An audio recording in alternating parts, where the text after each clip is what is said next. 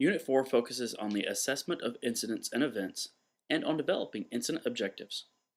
The unit includes a discussion of the steps in the planning process that are completed as the assessment is done and initial objectives are established.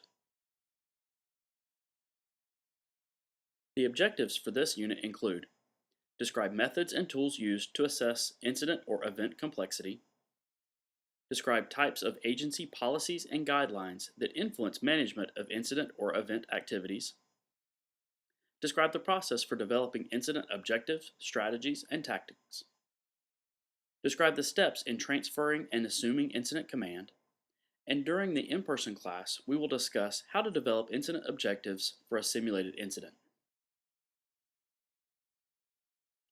During the in-person class, we'll have a discussion on the differences and similarities between planning for an incident versus an event. However, for the online portion, let's do a quick review of each. An incident is an occurrence, natural or man-made, that requires an ICS response to protect life and property. Incidents can, for example, include major disasters, emergencies, terrorist attacks, terrorist threats, civil unrest, wildland and urban fires, floods, hazardous material spills, nuclear accidents, aircraft accidents, earthquakes, hurricanes, tornadoes, tropical storms, tsunamis, war-related disasters, public health and medical emergencies, and other occurrences requiring an emergency response. On the other hand, an event is a scheduled non-emergency activity, typically a sporting event, concert, parade, etc. Incidents are often characterized by several important factors that need to be considered when planning for the incident. First, time is of the essence and often critical. Second, the situation is potentially unstable. Third, the incident has the potential to expand rapidly. Next, communications and information may be incomplete. Finally, staff on scene may be experienced in control measures, but are usually junior in the organization and not necessarily experienced in managing expanding incidents. This kind of situation requires immediate organizing actions that must be taken to ensure effective incident management and control. It is obvious, but often overlooked, that the number of considerations will increase as the situation deteriorates and the incident grows. The first responding units to the incident must take the initial steps to provide organization for the incident. While that may appear obvious, the longer-term importance of these initial decisions is often overlooked. Planning for an event is usually a much more controlled process. However, the planners of the event should know the following information: the type of event, location, size, expected duration, history, and potential in order to project incident objectives, the number of agencies involved, if it involves a single or multi-jurisdiction response, what the command staff needs will be, the kind, type, and number of resources required, any potential projected aviation operations, the staging area requirements, other facility requirements, the kind and type of logistics support needed, any financial considerations, what the known limitations or restrictions might be, and any considerations for communications. Using the ICS planning process to plan a scheduled event reinforces ICS concepts and makes implementation during emergencies much easier. The Planning P illustrates the process and steps involved in incident planning. This unit involves the initial response, assessment, agency guidance, incident briefing, and setting of initial incident objectives and strategies. Take a moment and consider the question: what actions must first responding units take to organize an incident? At this point, I would suggest hitting the pause button and writing down your ideas so that we can discuss them during the in-person class, since everyone might have a different approach to how to answer this question.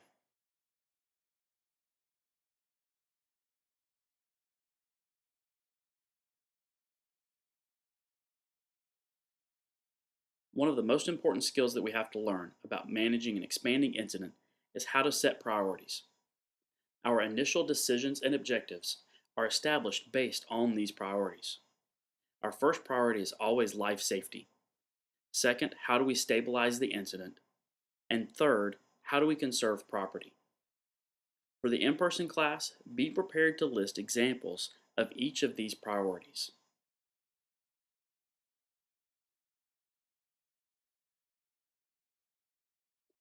Now, let's talk about some of those initial response actions that we mentioned previously. Emergencies such as fires, searches, law enforcement operations, hazardous materials incidents, and emergency medical situations have different characteristics and require specially trained personnel. However, they are quite similar in how they are approached from an incident management standpoint. For any incident, the person currently in charge, or the incident commander, must do at least the following. There should at least be a size up of the situation. A thorough size up will provide the incident commander with the information needed to make initial management decisions. The incident commander should determine if life is at immediate risk and ensure that personal safety factors are taken into account. He or she should determine if there are any environmental issues that need to be addressed. For example, will a hazardous materials spill affect a nearby lake or stream? Is there a toxic plume that requires evacuation? Command should also be formally assumed, and if necessary, an incident command post established. He or she should also establish immediate incident objectives, strategies, and tactics. The size up should provide information about what needs to be done first to prevent loss of life or injury and to stabilize the situation. For small incidents, the initial incident action plan may be verbal and may cover the entire incident. For larger, more complex incidents, the initial IAP may cover the initial operating period. A written IAP will then need to be developed. The next step is to determine if there are enough resources of the right kind and type on scene or on the way. The initial objectives will drive resource requirements. What resources are required to accomplish the immediate incident objectives? If the right kind and type of resources are not on scene, the incident commander must order them immediately. Another important step will be to establish the initial organization that maintains span of control. At this point, the incident commander should ask, what organization will be required to execute the initial incident action plan and achieve the objectives? He or she should establish that organization, always keeping in mind safety and span of control concerns. Consider if span of control is or will soon approach practical limits. The span of control range of 3 to 7 is to ensure safety and efficient utilization of resources. Ordering an incident management team may be necessary depending on the size or complexity of the incident, or existing policies and laws. Many local organizations are not equipped to manage a Type 3 incident, so when a size up reveals that additional incident management team support may be required, it should be requested as soon as possible. In an initial incident, a size up is done to set the initial incident objectives. The first responder to arrive must assume command and size up the situation by determining the following. What is the nature and magnitude of the incident? Are there any hazards and safety concerns, such as hazards facing response personnel and the public? Are there any needed evacuations and warnings? What are the potential numbers of injuries and casualties? And is there a need to secure and isolate the area? Also, initial priorities and immediate resource requirements should be established. If necessary, an incident command post and a staging area should be set up. And finally, how will responders enter and exit the area? A size up, or a clear understanding of an incident or event, is critical to determining incident objectives and strategies and applying tactics. Many factors must be considered when performing this assessment, but the most important and all-encompassing factors are situational awareness and incident complexity. Situational awareness is the perception of what the incident is doing and what you are doing in relation to the incident and your objectives. It involves an awareness of potential incident behavior and the ability to predict where the incident and you will be in the future. It is equally important that situational awareness is maintained throughout the course of a planned event. Situational awareness depends on both individual perception and sharing it with the rest of the team, and involves the following actions. You should identify problems or potential problems. It is also important to recognize the need for action, especially in unusual situations.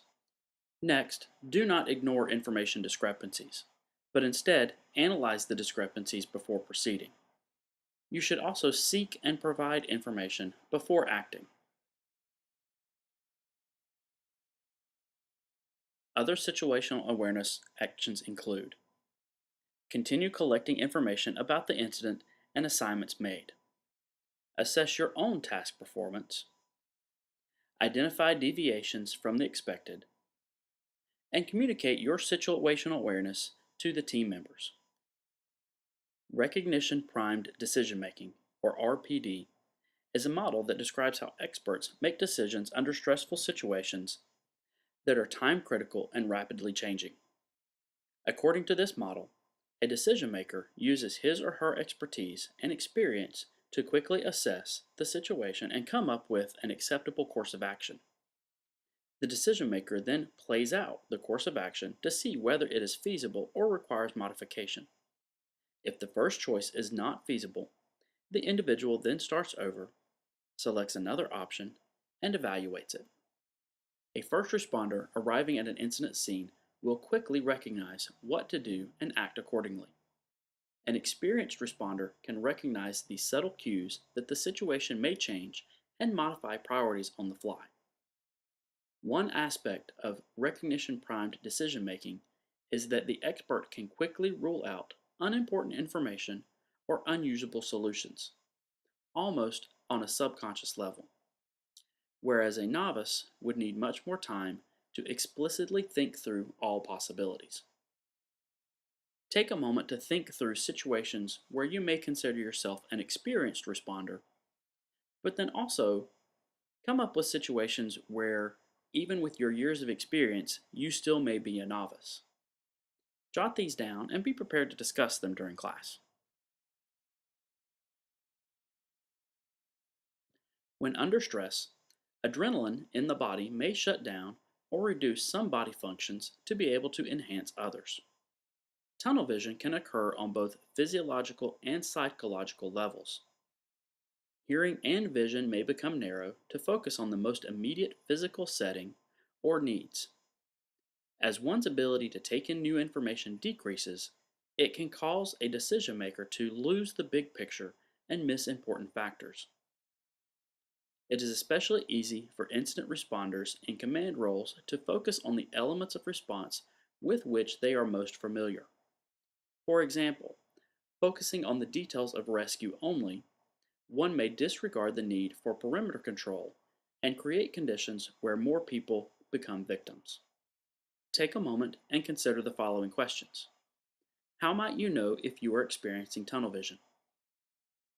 What causes tunnel vision? And how can it be avoided? Note your answers and be prepared to discuss them in the in-person class. Complexity analysis involves that combination of factors that affect the probability of control of an incident. Many factors determine the complexity of an incident, including impacts to life, property, and the economy, community and responder safety, expected duration, number of resources involved, potential hazardous materials, weather and other environmental influences, and the likelihood of cascading events. It should be noted that cascading events or incidents occur as a direct or indirect result of an initial event or incident. For example, as the result of a hazardous materials spill, a neighborhood must be evacuated and a local stream is contaminated. Taken together, the effect of cascading events or incidents can be crippling to a community. There are also other factors that affect incident complexity, which include incidents that involve a potential crime scene. Any political sensitivity, external influences, or media relations, issues with the area involved and jurisdictional boundaries, and the availability of resources. Based on your experience, take a moment to consider any other factors that might add to the complexity of an incident. The incident commander must also be aware of authorities, policies, and external stakeholders as part of the incident size up.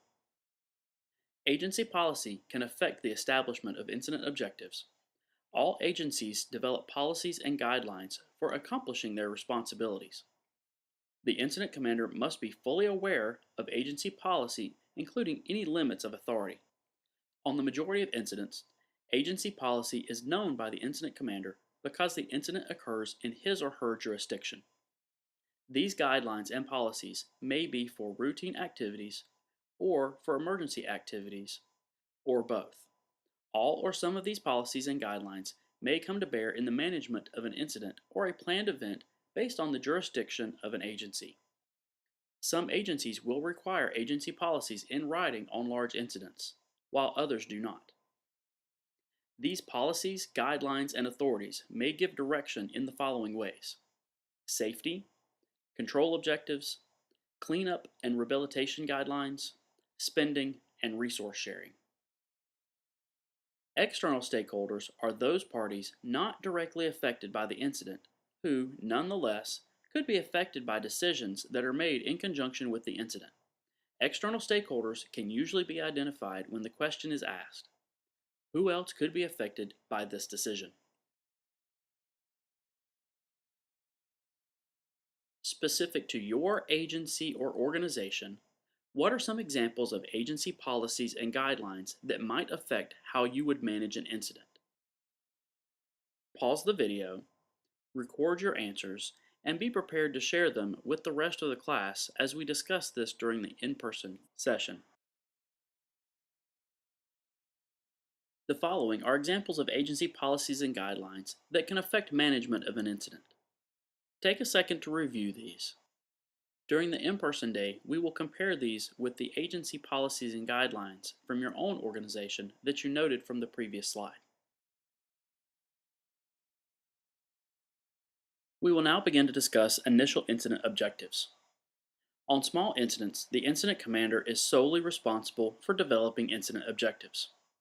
On larger incidents, command and general staff contribute to the development of incident objectives. However, the incident commander still holds ultimate responsibility for those incident objectives. Incident management requires more than well-written objectives. Well-developed strategies and tactics must support those objectives. Let's take a quick look at the relationship between the three. Incident objectives state what will be accomplished. Strategies establish the general plan or direction for accomplishing the initial objectives. Tactics specify how the strategies will be executed. The remainder of this discussion is going to be focused on developing incident objectives. However, strategies and tactics will be discussed further in Unit 5.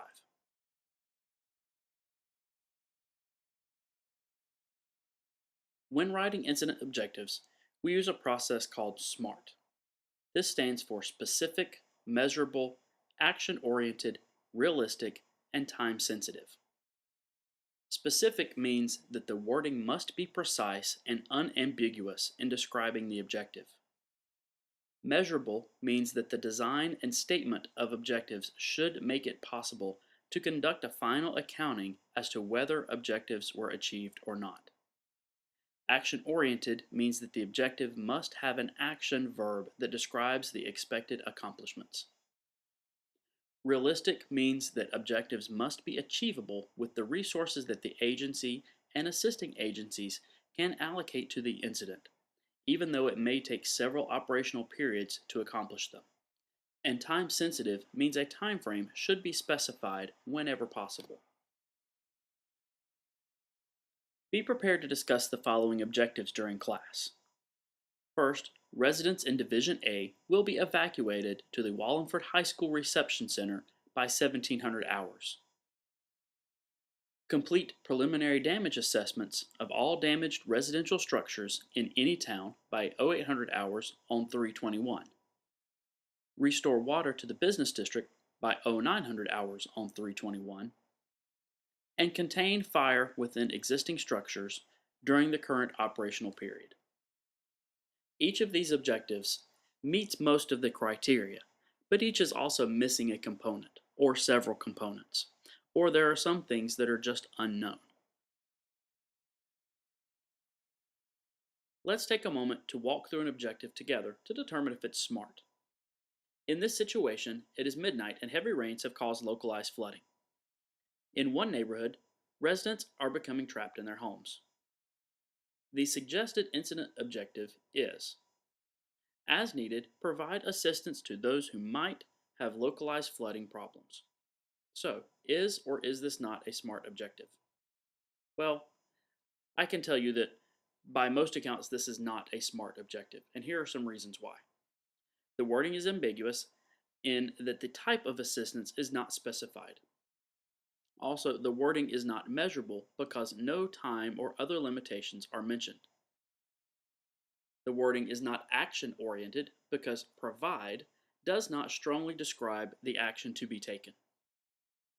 The wording is not realistic because as needed may exceed all available resources, but we don't know in this situation. The wording is not time sensitive because no time constraints are indicated. Let's look at another example. In this situation, blocked storm drains are causing standing water on major roadways.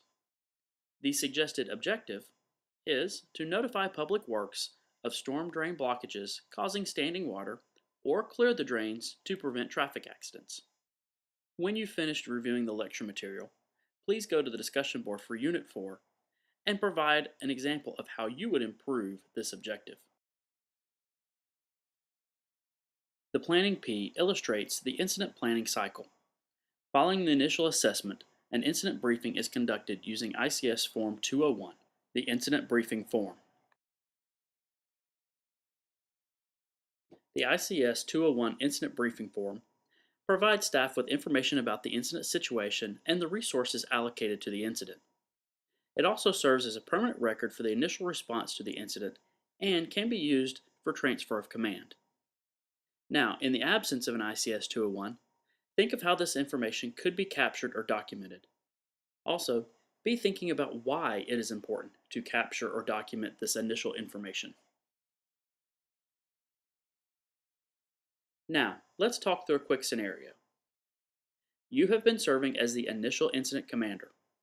A more qualified staff member has just arrived at the scene and will assume command of the incident as directed by higher authority through a delegation of authority. What steps should occur before command is transferred, and what information should be shared with the oncoming incident commander? Pause the lecture and write down some notes. We'll discuss them on the next slide and during class. For the transfer of command to be effective and efficient, the person assuming command should do the following. Assess the situation with the current incident commander and receive an incident briefing. They should also determine an appropriate time for transfer of command and document that transfer. This includes notifying others of the change in incident command. If applicable and appropriately rested, the current incident commander should be assigned to another position in the organization. Transfer of command on an expanding incident is to be expected. Changing command does not reflect on the competency of the current incident commander. Change of command may also occur as a result of a scheduled shift change. The purpose of the transfer of command briefing is to increase the incoming incident commander's situational awareness. Remember that using the steps outlined above will help ensure a smooth transition.